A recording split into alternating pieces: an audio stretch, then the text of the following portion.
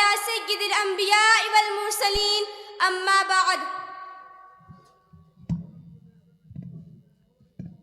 الرجيم بسم الله الرحمن الرحيم لو كان فيهما آلهة إلا الله لفسدتا صدق الله العلي العظيم.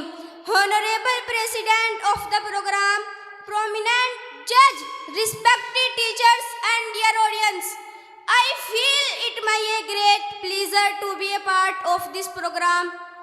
Today I would like to talk on the topic of definitions of Allah Almighty.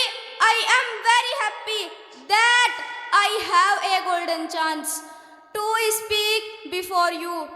Brothers, Allah is ever living. He never sleeps.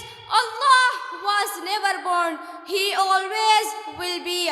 As Allah said in the Holy Quran, Allahu la ilaha illahu al-hayyul qayyum la ta'khudhuhu sinatun wa la nawm lahu ma fis samawati wa ma fil ard.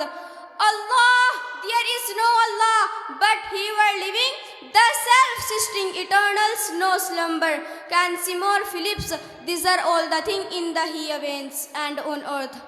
Friends, Allah has no children, Allah has no sons, Allah has no daughter, Allah has no wife. He is alone, He is Allah, the and only. As Allah said in the Holy Quran, Qul huwa Allahu ahad, Allah, say He is Allah, the and only.